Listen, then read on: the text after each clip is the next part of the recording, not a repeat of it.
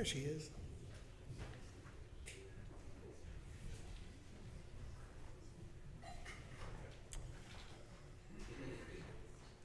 Good morning.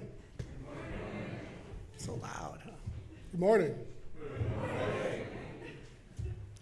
Good morning. Today our topic is crafting a daily spiritual practice.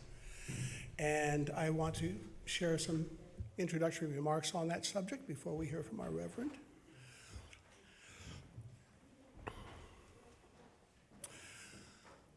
Okay.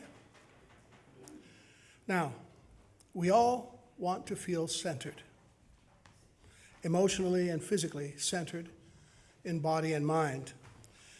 And this need begins from the moment we emerge from our mother's womb with a primal cry that challenges those around us to make us whole again, to make us feel safe again, as in the previous 9 glorious months in that warm, tender mother's womb. It is crying that makes us parents, so says Dr. Brazelton, the children's doctor. And we never lose this need to have others empathize with our cries and fears, to help us feel safe and in comfort again, to help us feel centered. And scientists tell us that we carry that centering need for the rest of our lives. It never leaves us. And that's why we come here every Sunday. I know some of you have been coming here for 10, 20 years, to feel centered emotionally in body and mind, and hopefully to feel spiritually centered, right? But what does it really mean when we use the term spirit in the phrase spiritual practice? Well, in simple terms, our ancient ancestors believed that spirit was a term that represents the breath we take in order to stay alive from moment to moment. Without breath, we cannot live. Without breath, it means a death has occurred. Spirit, then, is life through breathing. And over time, the word spirit has become a metaphor for life itself. Stop breathing, and spirit dies or flies away. For one's spirit no longer inhabits the body, or so the ancient Greeks believed. But our notions today of breath and spirit go way beyond that. During our early years as helpless infants, our every need is fully taken care of by this wonderful, loving presence, the parental caregiver. And as we grow and mature under this care, we may begin to imagine over time that somehow there must be a higher spirit, perhaps even living and breathing as we do. A living spirit out there somewhere that we may turn to, somehow parental in nature, as in the Abrahamic faiths of Christianity, Judaism, and Islam. And we may rely upon it once again to center body and mind. That's where faith comes from. In this sense, then, we first learn about spirituality from the special feelings we gain when that omnipresent, omniscient, loving parent or parental caregiver makes us feel safe and in comfort again. Thus, we may then, in our lifelong quest for a centering spirituality, come to expect a loving, caring reliance on each other, along with a higher spiritual power for the rest of our lives.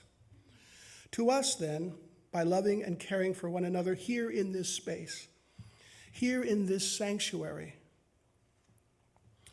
our Sunday morning services become our own sacred spiritual practice.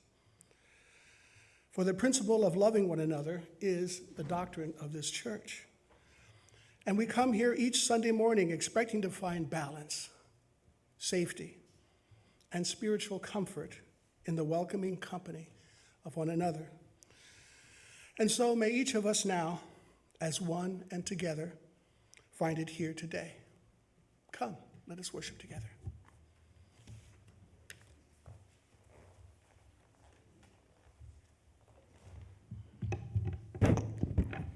Assalamu alaikum. Good morning. So good to be with you and to see so many bright and cheery faces on an otherwise gloomy day. So we are cultivating that radiance of the Spirit in this sanctuary. This morning's service, Crafting a Daily Practice, is going to continue our exploration of our monthly theme of creativity, which is, of course, one of my favorites before we move on to our next theme of delight next month. My name is the Reverend Jeremiah Lal Shabazz Kalendae, and I serve this historic congregation as its developmental minister.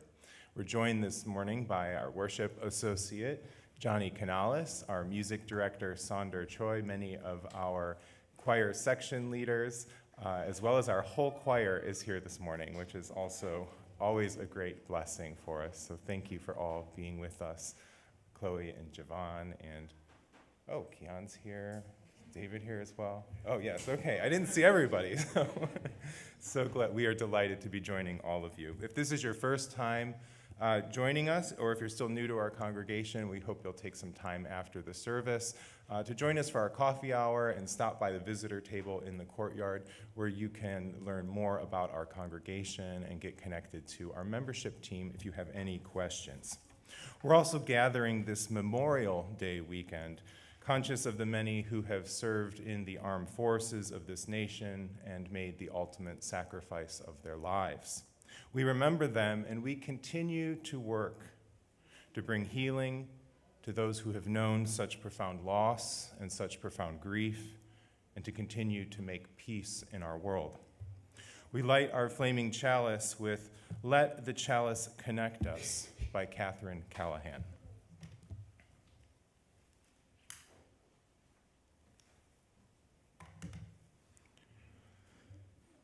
As the chalice is lit, let us come together into the sacred space that we have created. Let the cares of the day fall away.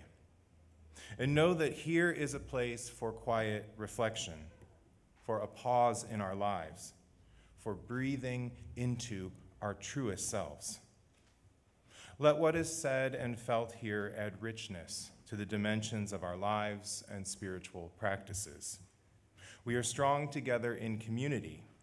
We share the experience of being human. Let the warmth of the chalice lit during our time together connect us and carry us into the world. May it be so.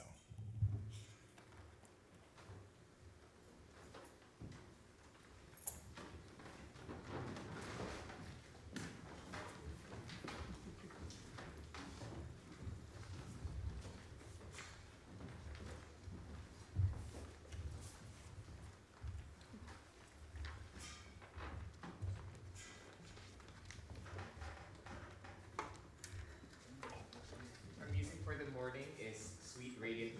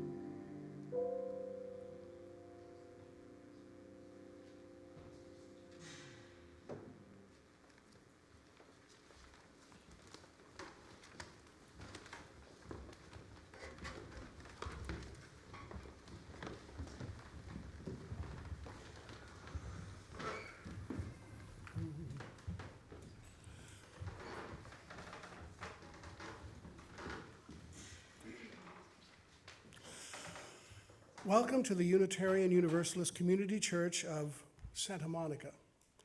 I'm Johnny Canales, your worship associate for today, and as I like to say, estamos aquí para ti. We are here for you.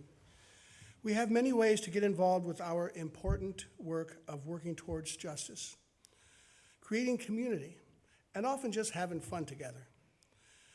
We have amazing religious education and personal development programs for people of all ages. We also join with other social activists to work for justice and harmony in our world. Many of these opportunities are offered by looking into our website, UUSM.org. We invite you to help us nurture this beloved community and further its transformative work in this world. May you find comfort, may you find community, and may you find inspiration. We also gather here as a community of seekers, and let us acknowledge that we walk upon the traditional territories of the indigenous people, among whom were the Tongva, the original nations of this land who continue to cry out for justice and self-determination. We are blessed with a space here and opportunity to live out our common principles, to bring justice, equity, and compassion into our daily lives, to resist all that threatens the earth and her people, and to live out our dream of a world community of peace, liberty, and what? Justice for all. Let these thoughts carry us forth as we journey and worship together. I have a few announcements to make. One of them is the art wall we have behind us in the Forbes Hall, and today is the last day of Karen Redding's wonderful pictures. I'm sure you've all seen them. They're beautiful. I was teasing her that she's going to have to wake up the sleeping Buddha back there, that big one with he's sleeping back there. She's going to have to wake him up. She's the author of 10 Ways to Awaken the Wise Heart, and her books are on sale at the counter back there, so you may want to check that out. We also have, from 11:30 to 12:30, we have lunches for bunches in the shade structure out in the back. And we welcome your participation in that worthy cause. Finally, I want to call Jovan up to make a brief announcement to share with you folks. Thank you. Hello, good morning, everyone. As many of you may know, one of my other projects in my life is Selah Gospel Choir, and this weekend we've been having our spring fundraiser concerts, and I wanted to just come up and invite you to our concert this afternoon at 4:30 at a new space. If you've been to our place before, we are this weekend at La Cañada Congregational Church. Our concert theme is intimate worship, and in this concert we're basically exploring the way that we've had all the forced separation through COVID.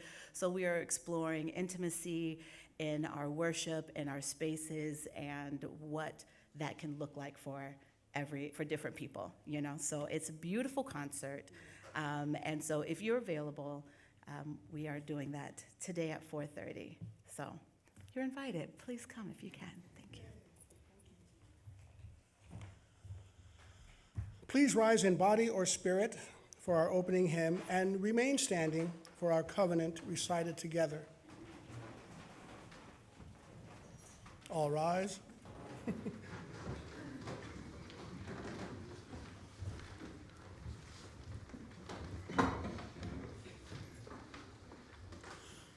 Hymn number 4 from the great hymnal. Something that we don't sing that often. So, number 4. If you want to.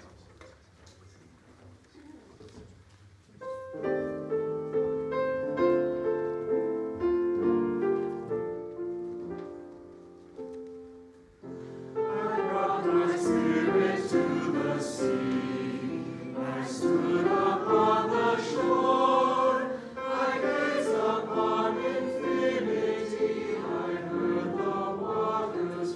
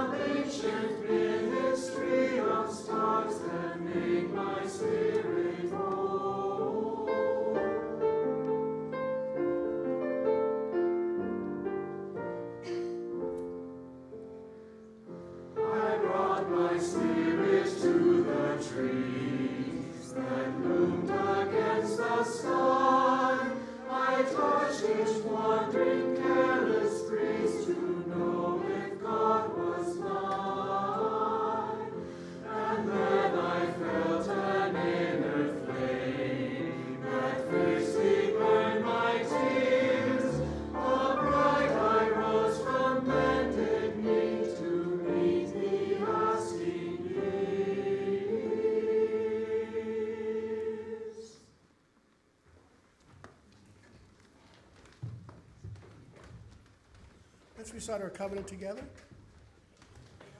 Love is the doctrine of this church. The quest for truth is its sacrament, and service is its prayer. To dwell together in peace, to seek knowledge and freedom, to serve humankind in fellowship. Thus do we covenant with each other. El amor es la enseñanza, es la iglesia. Buscar la verdad es su sacramento, y el servicio es la oración. Vivir juntos en paz, buscar el conocimiento y la libertad, servir a la humanidad en comunión. Así es como convenimos unos a otros.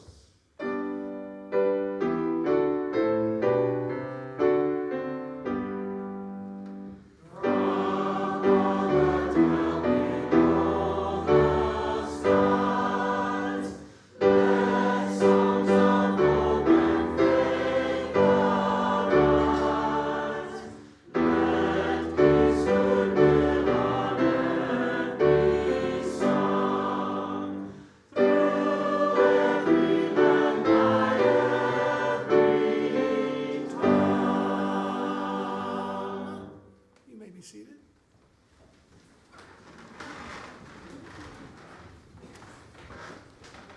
Oh, you seated quickly. If you have a donation for the Westside Food Bank, we ask that you bring it forward to place in our basket at this time.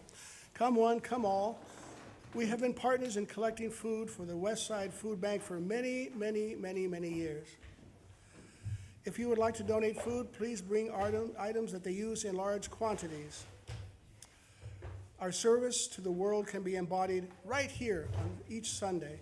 All people, young people and adults, are encouraged to give. We will now receive this morning's offering for the Westside Food Bank. Donations for the Westside Food Bank. Now is our time for all ages, and I'd like to invite up Carl Lisowski. He's got a special treat for the children this morning. So come one, come all, kids, come on up. Come on. Come on.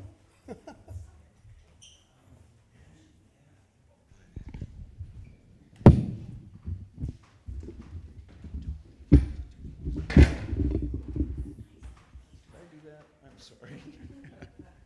Hey there, everybody. Can you hear me? Yeah. Yeah, I want it taller. Thanks. I should have figured this out earlier. Hi there, kids. How are you doing today? So you might notice behind you, there's a few bouquets. There's a few of us who bring bouquets regularly to the church, and it kind of brightens things up in the sanctuary. And I thought it'd be kind of fun today if we made one ourselves. So I made that one just to your left, the one with the UU symbol on it, that one with the purple flowers. And I thought it'd be kind of cool if we together made another bouquet with this. So you guys are invited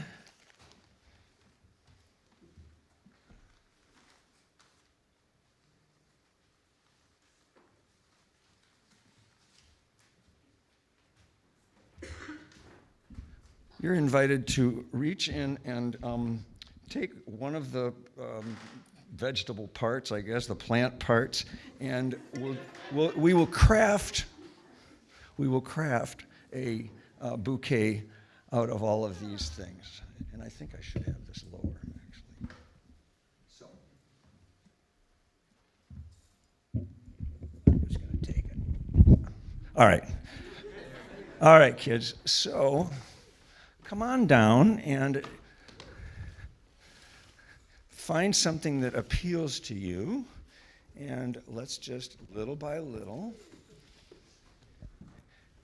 And the good news about this is you almost can't go wrong because it's going to look good no matter what.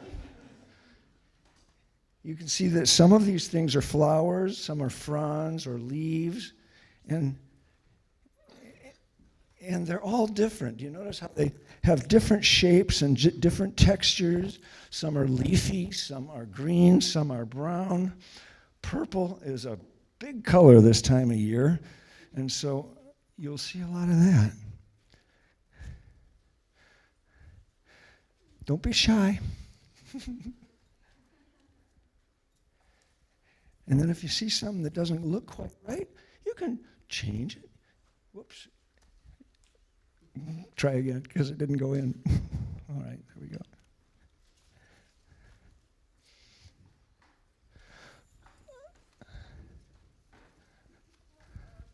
But like I say, you can't go wrong. No matter where you put it, it's going to look beautiful. What's not to like?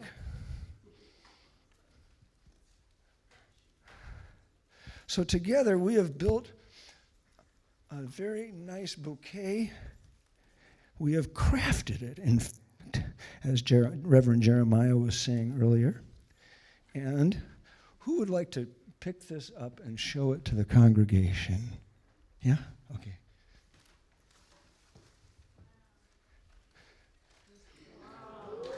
How about that?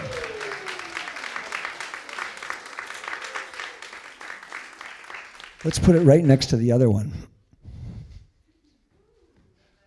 Oops, one more thing.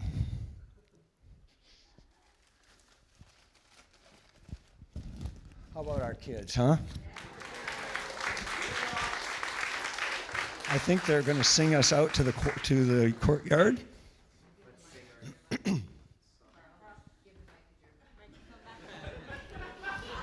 I like this thing. Can I keep it? Yes, you can. Let's sing our song of blessing, and we invite our kids to go to their RE classes.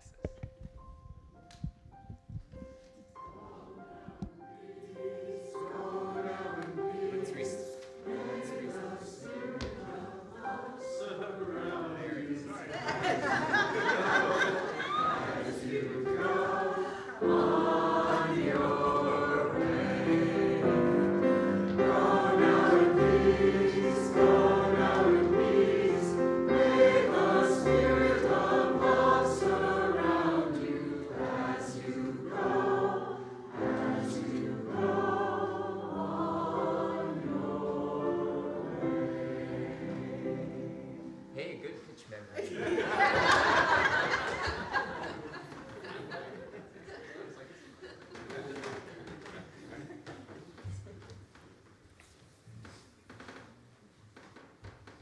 With each breath, we connect with the source of life and return to our inner landscapes of spaciousness and tranquility.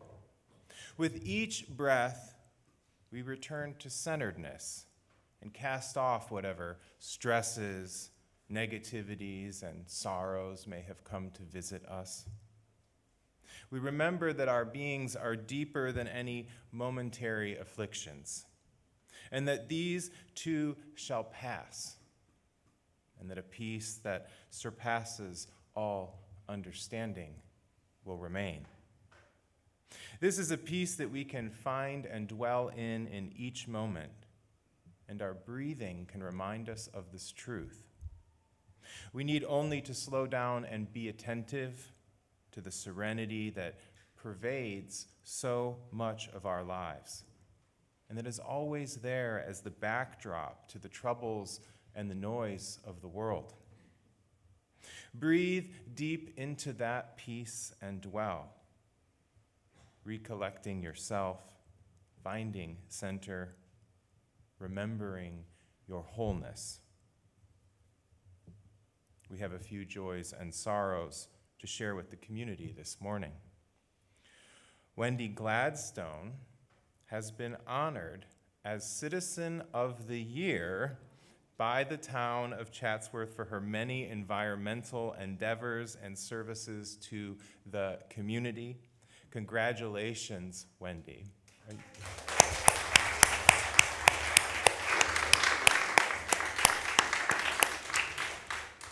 We are honored to have you as a member of this community, and we celebrate this great accomplishment with you. Carlton Bontrager will be undergoing a surgical procedure this coming week. So let us hold him with our good thoughts and our prayers and in the light of our beloved community today and in the coming week. And Lars Chesless Father's Memorial is on Monday, and we hold him and his family in the light of beloved community in this time of loss and grief. And lastly, some good news. Our director of music, Sonder Choi, will be traveling for the next 2 weeks. He will be gone from our community, but he will be attending the Chorus America Conference in San Francisco before he heads to New York for a world premiere of his new work that he wrote for the national concerts at Carnegie Hall. Congratulations.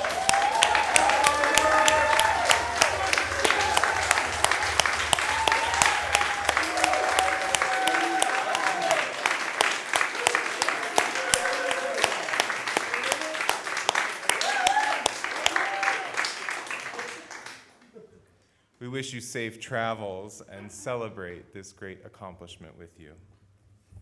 Our mindfulness prayer this morning is the prayer of purpose and inner fire by my dear colleague and friend, the Reverend Tamara Labach. Please join me in the spirit of prayer and meditation.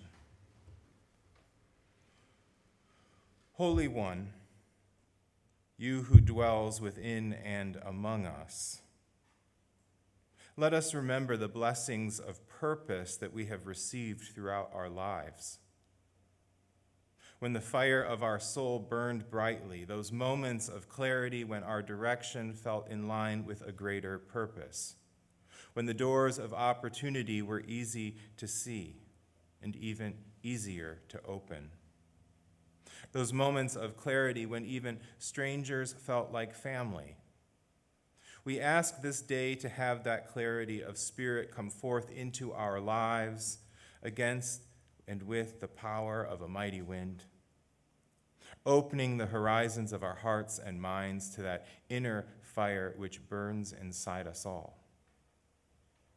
May we be inspired this day to sing out praises of this glorious life in a language beyond the power of speech, in a language of action, so that our lives may be a beacon of justice and love, and that the world might know hope through our story, our song, our steps taken. We ask this day that our inner fire burn brightly with compassion and with courage and with love for whatever number of days ahead are still our own to claim. These and the many prayers of our hearts we will pray now in the silence. Amen. Let us hold silence together for a few minutes.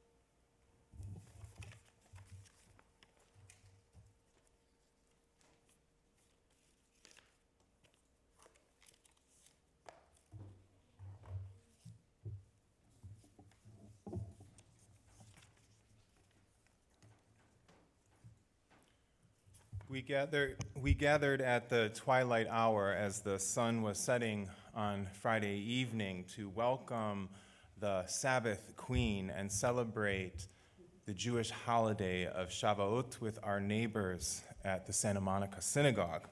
They invited us into their religious home to honor their traditions with them. We sang songs of joy and elation.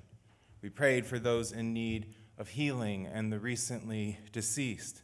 And we reflected upon the book of Ruth in honor of this special holiday. The members of our two communities then made their way back here to Forbes Hall to share a meal and fellowship in the spirit of beloved community that we talk so much about.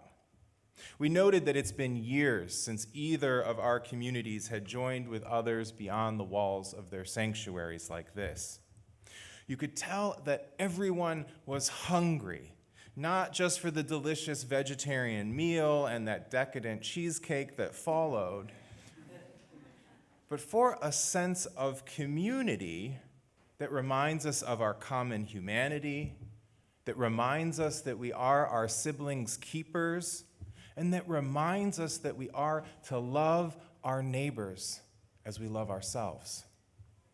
Rabbi Shira and I noted that in Forbes Hall, you couldn't even tell there were two distinct communities after but an hour of worship together, as one congregation seemed to flow into the other, and we found ourselves all united in a common spirit of unity and friendship and love. Shavuot is a biblical holiday that literally means the Feast of Weeks. From the time of Passover, Pesach, which memorializes the Israelites' freedom from oppression in Egypt, the Torah commands that the 50 days are to be counted. This tradition is called counting the Omer. And at the end of those 50 days, the Hebrew Bible commands a proclamation is to be made of a holy convention in which no servile work is permitted. This is one of the few times you will hear me quote from the book of Leviticus. But this is the holiday of Shavuot. It is both an earth-based holiday connected to the harvest schedule and the availability of dairy, and it also commemorates one of the most important events in religious history, the reception of Torah, the Hebrew Bible, by the Jewish people. It's customary to wear white as a symbol of purity and to feast with dairy-based foods. Don't worry, we had vegan cheesecake as well, and it's a holiday of flowers. It is also the tradition to study the book of Ruth, and the rabbi and I reflected on this text as one of the earliest stories of feminine empowerment and perhaps even lesbian love in the Hebrew Bible. It records the only instance in biblical scripture in which women speak and act together without the presence or permission of men, a novel concept. The book tells of the story of the relationship of Naomi and her daughter-in-law, Ruth. A famine in Bethlehem forced Naomi and her family to migrate to a foreign land where she faced many hardships. First, her husband dies. Then her two sons marry women in this foreign land, despite the biblical prohibitions against such marriages. And then both of her sons die as well, and she is left only with her foreign daughter-in-law, Ruth, as her companion. She decides to return to her ancestral home, and Ruth insists that she will leave her people, her community, and even her religion to be with her. Ruth famously declares, "Don't urge me to leave you or turn back from you. Where you go, I will go, and where you stay, I will stay. Your people will be my people, and your God my God. Where you die, I will die, and there I will be buried. May the Holy One deal with me ever so severely, if even death separates me from you." Now, these words are often used in heterosexual and queer marriage ceremonies. often without realizing that they are words and testimonies of love spoken between two women. The story continues that eventually Ruth marries and has a child who becomes the grandfather of King David. The story is remembered in contemporary times for these allusions to lesbian love being at the heart of religious history. And traditionally, it lifts up those who become Jews by choice, like Ruth, rather than by birth, like Naomi. The story is remembered on Shavuot because their bond reflected the bond that the Holy One had made with the Israelites through the revelation of Torah. Naomi and Ruth are not only important to Jewish history, but also to Christian and Islamic history, and they are therefore foremothers of our very own tradition.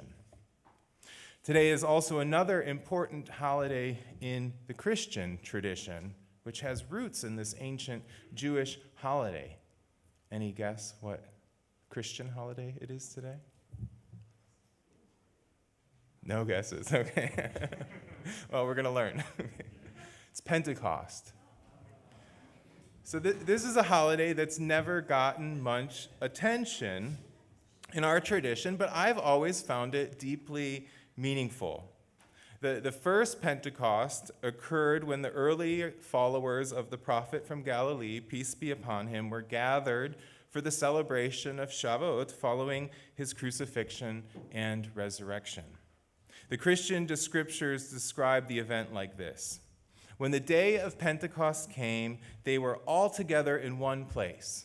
Suddenly, a sound like the blowing of a violent wind came from the heavens and filled the whole house where they were sitting. They saw what seemed to be tongues of fire that separated and came to rest on each of them. All of them were filled with the Holy Spirit and began to speak in other tongues. As it was written in the last ones, the Holy One says, I will pour out my Spirit on all people. Your children will prophesy. Young adults will see visions. The old will dream dreams. I will pour out my Spirit in those days, and all shall prophesy.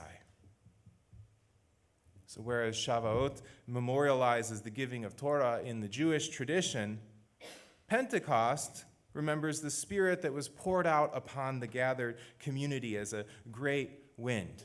As remember, in Hebrew, Spirit literally means breath, the breath of Spirit. And as tongues of fire that gave the community the power to prophesy, to speak inspired words about the transformation of society. And we're descendants in this legacy of this Spirit, this outpouring of Spirit as Unitarian Universalists. Might the Spirit of love compel us to do the same in our time, to speak penetrating truths in a world marred by ignorance and disinformation and bigotries? Pentecost reminds us of the power of all of us to be prophets and spiritual leaders, to speak truth to power. The honoring of these holidays in Jewish and Christian communities is a form of annual spiritual practice that connects them with the historical events, traditions, and scriptures and practices that have carried these traditions through the thousands of years of their existence. They spiritually replenish the traditions as they're revisited, and they help to keep them connected to the deep roots of their origins. In Unitarian Universalism, we have many such annual traditions that do the same for us.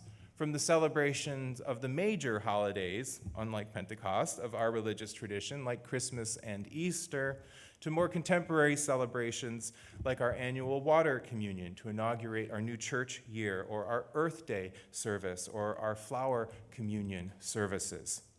Spiritual practice in Unitarian Universalism has annual, seasonal commemorations, and of course, our weekly services that are the way that we've practiced our liberal faith since its very inception. But a balanced spiritual diet in any religious practice includes annual, weekly, and even daily spiritual exercises which help to keep us inspired, to stay connected, to grow spiritually.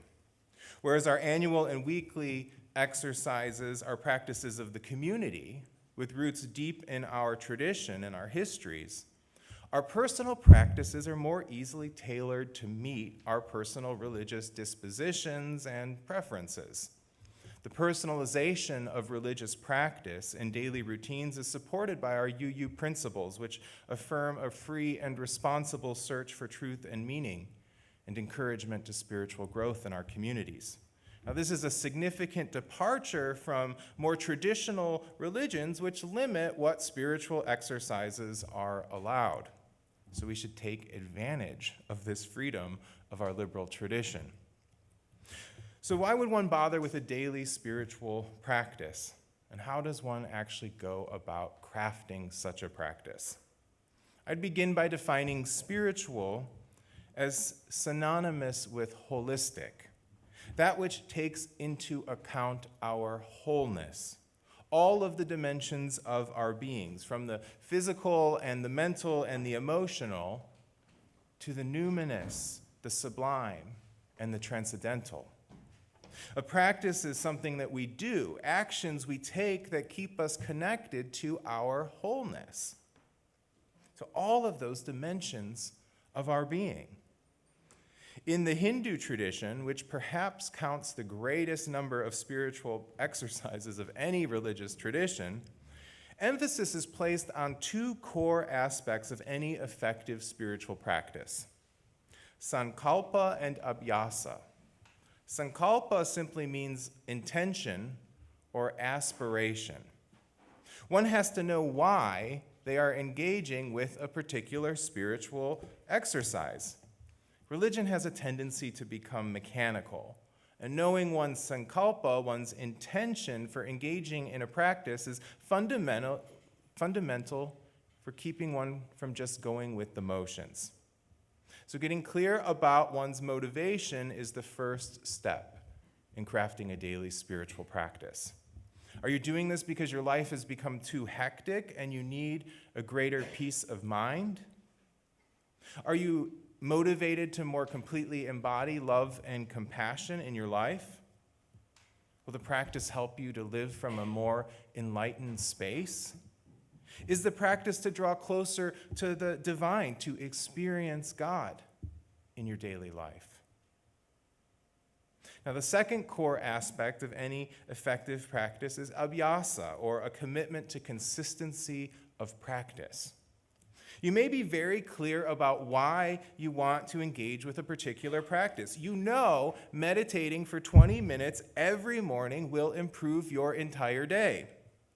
But you must also have the commitment to the consistency of practice to actually benefit from that knowledge. Spiritual exercise is just like going to the gym. Results are cumulative and experienced to the greatest degree over time, not from dabbling in a new practice here and there. So one's got to get clear about their intention for the practice, and then ignite that fire of commitment to stick with it, to benefit from it. So what might your motivation and intention and your commitment be for crafting a daily practice? Space and timing of the practice are also important considerations. Creating a dedicated space in your home and tending to it can be a wonderful spiritual exercise in itself. Many traditions believe that having a sacred space for practice imbues that space with the spirit of your practice. In my home, I have a mihrab, which is a corner which points to the divine house in Mecca. It's decorated with flowing tapestries and hanging lanterns, prayer rugs, felt flowers, a meditation cushion, my harmonium, and a number of objects that are sacred to me. It's a place for me to put the world behind me and to enter into a more reflective and peaceful state of mind. It's a place for me to commune with spirit. It's where I go for my daily prayers, my meditations, and to chant and to make music. It's kind of a physical reminder in my home to tend to my spirit. A novel concept for a religious leader, right? So you could create an altar that's in which you place meaningful items, or on which you keep fresh flowers or water or candles or other symbols of life or of spirit. Having a dedicated space provides a foundation for the consistency in practice. It's kind of an anchor for the practice. Now, timing is another important consideration. Most religions teach that there are 3 to 5 ideal times of the day for spiritual practice. Any ideas when those might be? Morning, dawn, got one. Dusk, we got another. And midday, noon. Good. So, see, we know what we're talking about. So upon waking at noontime and before bed are perhaps the most common across traditions. The reasons for this include that the morning and evening are times when we are in a liminal state of consciousness between waking and sleep, and therefore we're more receptive and open to transformative states of consciousness. The morning also allows us to bring intentionality into how we want the entire day to go. The noontime is common because it's when the sun is at its zenith and human activity is at its greatest. So noontime spiritual practice provides a kind of counterbalance to our engrossedness in the mundane activities of life. Evening exercise can help us to release the stresses of the day and thereby sleep more soundly. If you're just going to pick one, I would recommend the morning, which has the most benefits in my experience, though each is uniquely meaningful.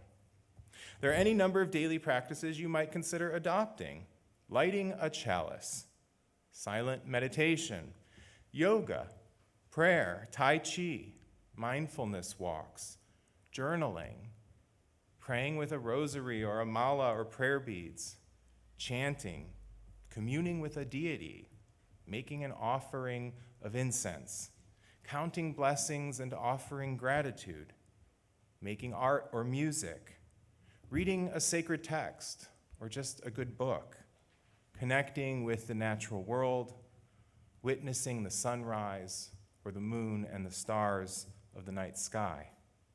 The possibilities are endless and limited only by one's interests and creativity. Hopefully, these considerations of intentionality, consistency, space, and timing provide a framework for conceptualizing how you might craft a daily spiritual practice that's transformative and meaningful to you.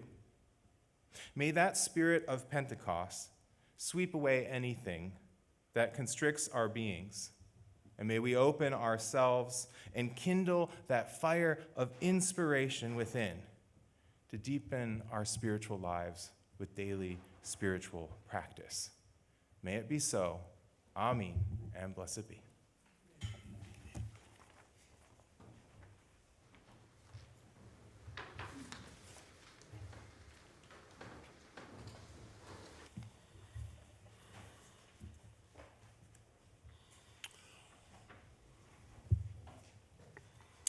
This is the time for our offertory, and 50% of today's donations, offerings, will go to 31 flavors. No, just kidding. I made a mistake last time, and I want to make sure I get the right place this time. It's Planned Parenthood, of course. It's an extremely important organization. Some 32 states are in the process of eliminating a woman's right to choose altogether in some cases.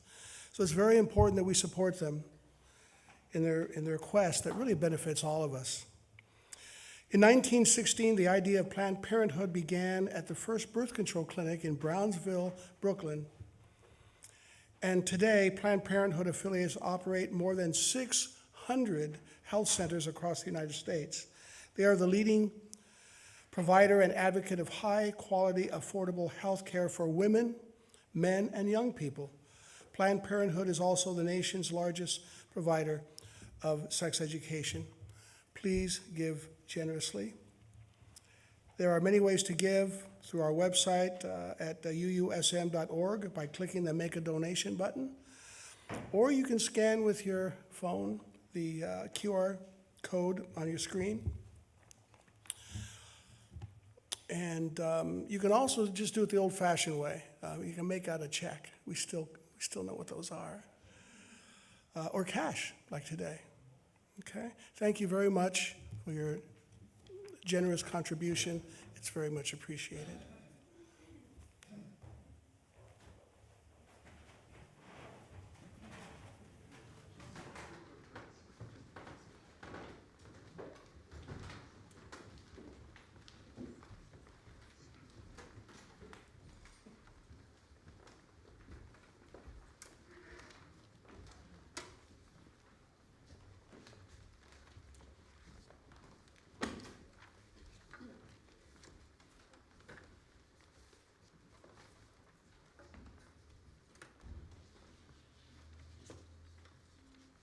Our offertory anthem is I Am Light by India Ari, which is a song that is filled with affirmations.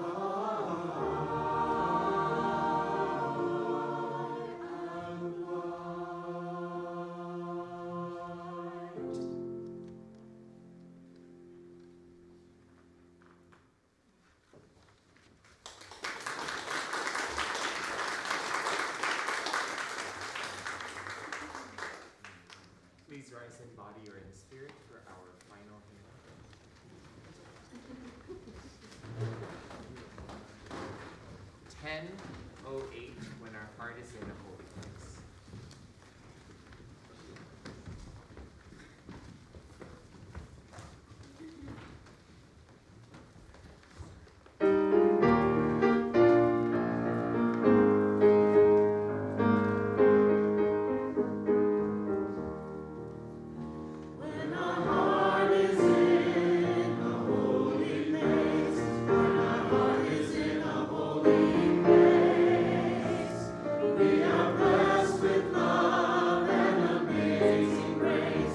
And our heart is in a holy place. When we trust the wisdom in each of us, every color, every creed and kind, and we see our faces in each other's eyes, and our heart is in a holy place.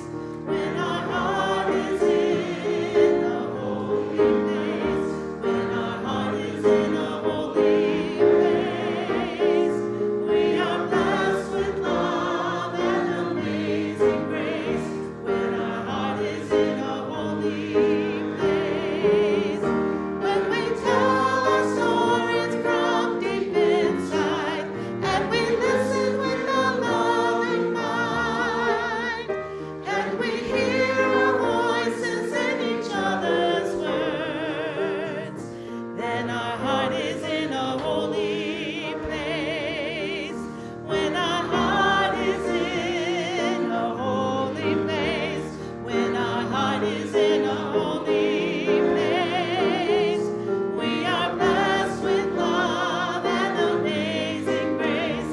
When our heart is in a holy place, when we share the silence of sacred space, and the God of all stirs within, and we feel the power of each other's faith, then our heart is in a holy place.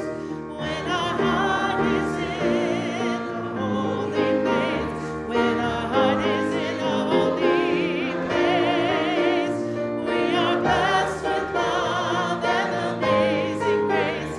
When our heart is in a holy place, when our heart is in a holy place. Yes, harmonies. May you go in peace. May you hold fast to that which is good, returning to no person evil for evil, but strengthen the faint of heart, support the weak, help the afflicted, honor all beings. May you go forth into this day, Pentecost, and be blessed, and may you be that blessing. Amen.